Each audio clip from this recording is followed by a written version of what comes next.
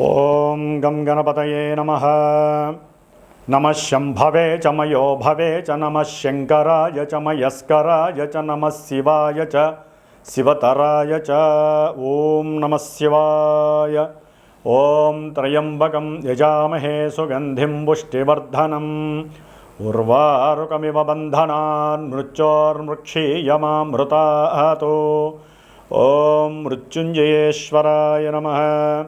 ఓం శమగ్నిరగ్నివిష్కరశ్చన్నస్తపతు సూర్యః శంబాతో వాత్వరప అపసృదః.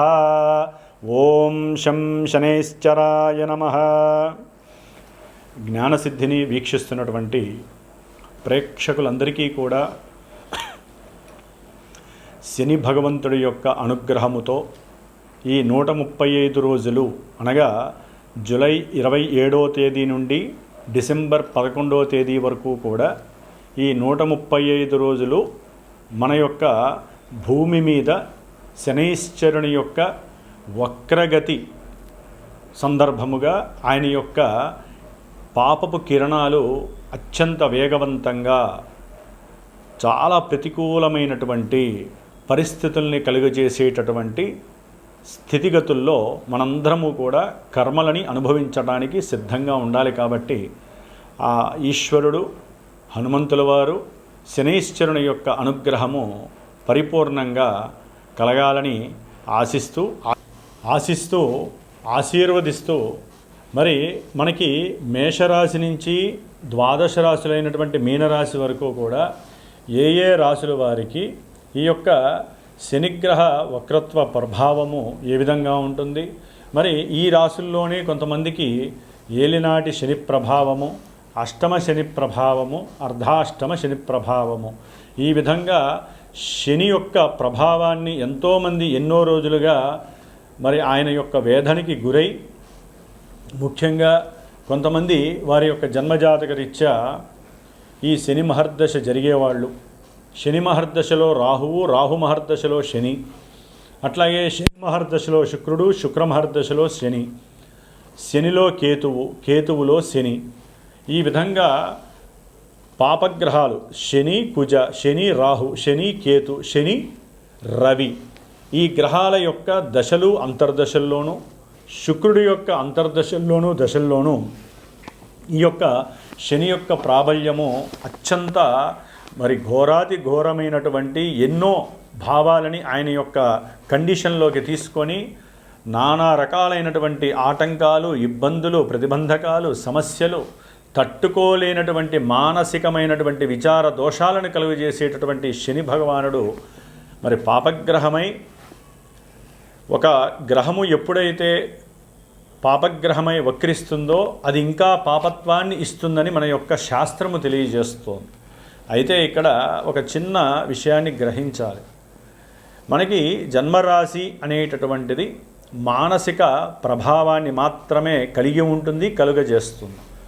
కానీ జన్మజాతకము అనేటటువంటిది మనం పుట్టినటువంటి ప్రదేశం ప్రకారం, మనం పుట్టిన సమయం ప్రకారం, తేదీ ప్రకారము ఒక లగ్నము ఆచ్ఛాదనై, ఆ లగ్నం నుంచి ఈ శని భగవానుడు 1వ స్థానమా, 2, 3, 4, 5, 6, 7, 8, 9, 10, 11, 12 ఈ ఏ భావాలకి ఆయన ఆధిపత్యం కలిగి ఉన్నాడు, శుభగ్రహ భావాలకి అశుభగ్రహ భావాలకి ఆధిపత్యం పట్టి ఉన్నాడా, దీన్ని కూడా లెక్కలోకి వేసుకుంటూ మరి ఆ లగ్నం నుంచి ఈ శని యొక్క సిచ్యువేషన్స్ ఏమిటి, ఏ భావాల్ని ఆయన ఆధారపడి ఉన్నాడో గోచారంలో ఆ భావాలకి తగ్గట్టుగా మానసిక విచార దోషాల్ని కలుగజేస్తాడు ఈ శని భగవానుడు.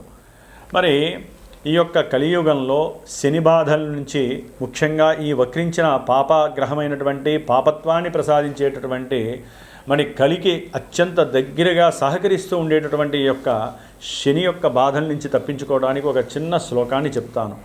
కర్కోటకస్య నారస్య దమయంత్యా నలస్య చ ఋతుపర్ణస్య రాజర్షేః కీర్తనం కలినాశనం. అంటే మనకి అందరికీ తెలిసినటువంటి విషయం నలదమయంతుల యొక్క చరిత్ర.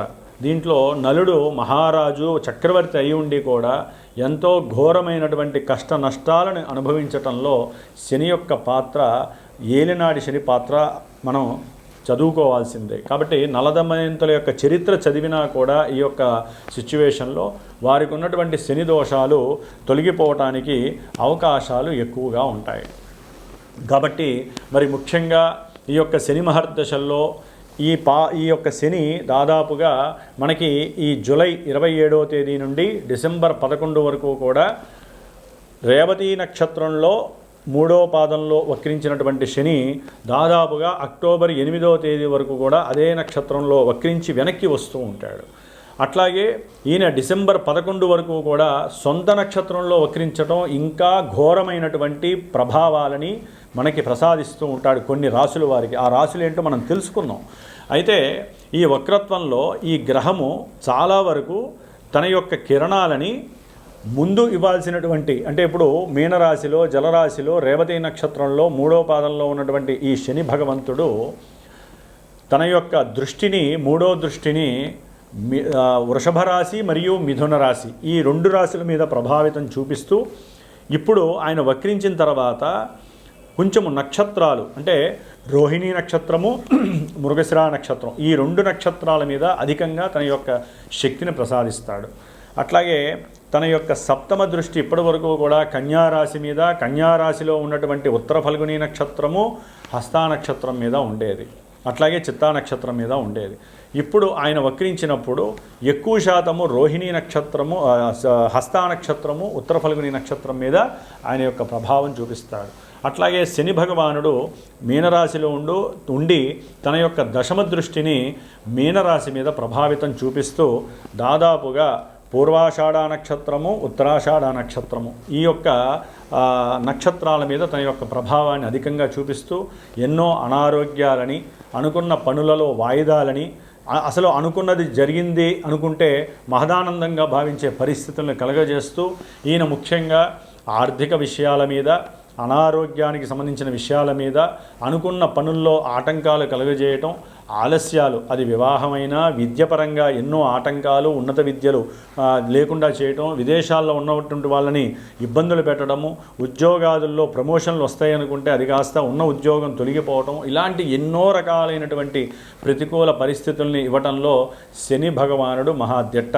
మరి ఈ యొక్క వక్రించిన శని ఫలితాలు ఈ యొక్క జన్మరాశులకి అంటే మేషం నుంచి మీనరాశి వారికి ఏ విధంగా ఉంటాయో తెలుసుకుంటూ ఎవరికైనా సరే జన్మజాతకంలో లగ్నాతు ఈ యొక్క శని ఎవరనేది తెలుసుకునే ప్రయత్నాన్ని చేయండి. అసలు ఏ దశలు జరుగుతున్నాయో తెలుసుకోవడానికి ప్రయత్నం చేయండి. ఈ యొక్క ఫలితాలు విని ఎవరూ బాధపడక్కర్లేదు, అట్లా అని సంతోషపడకూడదు. జన్మజాతకరీత్యా మాత్రమే దశలు అంతర్దశలు మనల్ని యాక్టివేట్ చేస్తూ ఉంటాయి. కాబట్టి కొంతవరకు ఈ శని ఇచ్చే ఫలితాలు ఏ రాశుల వారికి ఏ విధంగా ఉంటాయో తెలుసుకుందాం. ఓం శం శనైశ్చరాయ నమః. ఓం శం శనైశ్చరాయ నమః.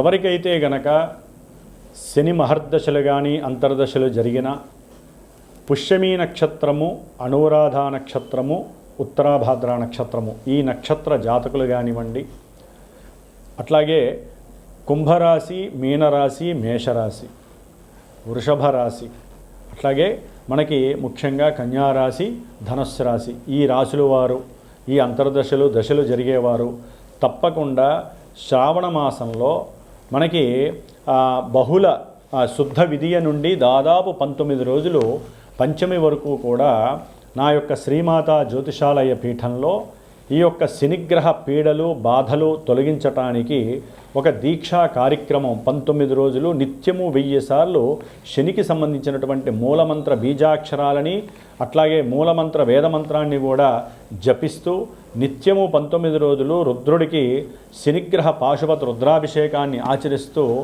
ఎవరైతే ఈ యొక్క శని బాధలు అనుభవిస్తున్నారో ఇప్పుడు చెప్పబోయేటటువంటి కొన్ని రాశుల వారికి ఏ విధమైనటువంటి సమస్యలైతే కలుగుతున్నాయో ఆర్థికంగా, విద్యపరంగా, కళ్యాణపరంగా, అట్లాగే ఉద్యోగపరంగా, వ్యాపార రీత్యా, సంతానపరంగా ఆలస్యాలు కానీ ఆటంకాలు కానీ జరుగుతున్నాయో వారు గనక నా యొక్క పీఠానికి ఫోన్ చేసి సంప్రదిస్తే గనక విశేషముగా ఈ 19 రోజుల్లో నేను చేసేటటువంటి ఈ యొక్క జపాన్ని, విశేషమైనటువంటి పాశుపత రుద్ర అభిషేకాన్ని ముఖ్యంగా ఎవరైతే ఈ యొక్క కార్యక్రమంలో తమ యొక్క గోత్రనామాదులు ఇచ్చి పాల్గొంటారో వారికి శనిగ్రహ రక్షా కవచాన్ని విశేషంగా ప్రసాదించి ఈ 19 రోజుల్లో ఒకరోజు మందపల్లి స్వామివారి యొక్క దివ్యక్షేత్రంలో ఆ స్వామివారి దగ్గర ఆ యొక్క రక్షా కవచాల్ని చక్కగా స్వామివారికి అభిషేకంలో ఉంచి విశేషముగా వీలుంటే అక్కడ హోమాన్ని ఆచరించి ఆ యొక్క ప్రసాదాన్ని మీకు చేరవేసేటటువంటి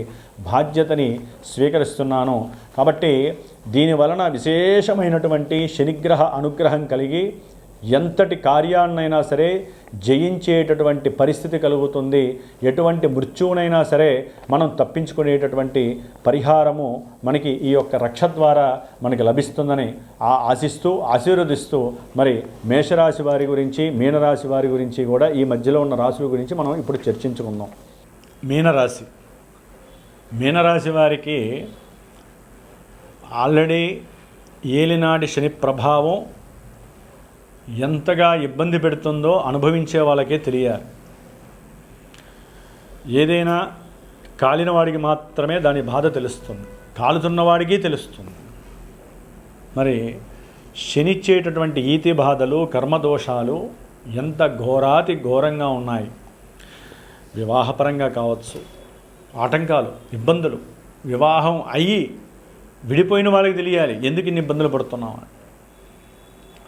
కోర్టు సమస్యలు ఉన్న వాళ్ళకి తెలుస్తాయి అసలు ఎందుకు మాకు ఈ సమస్యలు, మాకు ఈ బాధలు మాకే ఎందుకు. ఒంటరి పోరాటం చేసేవాళ్ళు చాలామంది ఉన్నారు మీనరాశి వాళ్ళు. అసలు మేమేం తప్పు చేసాం, మాకెందుకు ఒంటరి పోరు ఎందుకు, మాకు అన్ని సుఖాలు ఉండొచ్చుగా. మీ జాతకం అది. మీరు పుట్టినప్పుడు మీ జాతకంలో ఎన్ని యోగాలు ఉన్నా ఆ దశలు అంతర్దశలు యోగిస్తేనే మీకు ఆ యోగం కలుగుతుంది. శని యోగాలను ఇస్తాడు, అవయోగాలను ఇస్తాడు. ఏలినాటి శనిలో దౌర్భాగ్యత్వాన్ని ఇస్తాడు, అసలైన భాగ్యత్వాన్ని ఇస్తాడు, దుర్మార్గత్వాన్ని ఇస్తాడు, మార్గ నిర్దేశకాన్ని ఇస్తాడు. ఇన్ని రకాలుగా పోర్ట్ఫోలియోస్ ఉన్నటువంటి శని జన్మరాశిలో ఉండి ఇప్పుడు వక్రిస్తున్నాడు ఆయన. మీనరాశి వారికి అత్యంత మహాపాపి ఎవరై అంటే శని భగవంతుడు. జన్మజాతకంలో ఆయన పాప శుభత్వాన్ని ఇచ్చేవాడో తెలుసుకునేదాకా మనకి ఆయన ఇప్పుడు ఈ 4.5 నెలల్లో మీకు శుభాలను ఇస్తాడో అశుభాలను ఇస్తాడో మీకు తెలియదు. అంటే ఈయన జూలై 27 నుంచి అక్టోబర్ 9 వరకు తన యొక్క మిత్రుడైనటువంటి రేవతి నక్షత్రం అంటే బుధ నక్షత్రంలో ఉండి చతుర్థ సప్తమాధిపతి అయినటువంటి బుధుడిచ్చే ఫలితాలని వక్రించి ఇస్తూ ఉంటాడు. అంటే గృహపరమైనటువంటి లాభాలని కానీ లేకపోతే ఏదైనా గృహమో భూమో కొనడానికి అప్పులు ముట్టించడానికి కానీ అప్పు తీసుకోవాలన్నా కూడా లాభం కలగాలన్నా ఆయన అనుగ్రహం. అలాగే వివాహపరమైనటువంటి యోగాలు, వివాహపరమైనటువంటి అవయోగాలు, కొన్ని స్వయంకృతాపరాధాలు, కోపము, ఆవేశము, నిర్లక్ష్యము, అబద్ధాలు, ఆలస్యాలు, ఆటంకాలు, ప్రతి దాంట్లో ఏదో ఒక లోటుపాట్లు, అవతల వాళ్ళని మాట్లాడటం, అవతల వాళ్ళంటే మీరు ఫీల్ అవ్వటం, ఇవన్నీ కూడా నింపుకొని కూర్చున్నదే మీనరాశి. అవసరం లేకుండా వ్యాపారంలో పెట్టుబడులు పెట్టడం, నాశనమైన వాళ్ళు కొన్ని లక్షల మంది ఉన్నారు మీనరాశి వాళ్ళు. ఎందుకంటే వాళ్ళు జన్మజాతకాన్ని చూపించుకోరు. వ్యాపారాన్ని బిగిన్ చేయాలన్నా, ఒక ఉద్యోగంలో జాయిన్ అవ్వాలన్నా చూపించుకోరు. ఒక పెళ్లి చేసే ముందు అసలు మాకు మంచి దశలు నడుస్తున్నాయా అంతర్దశలు నడుస్తున్నాయా అదన్నా తెలుసుకొని పెళ్లి చేసుకోండి.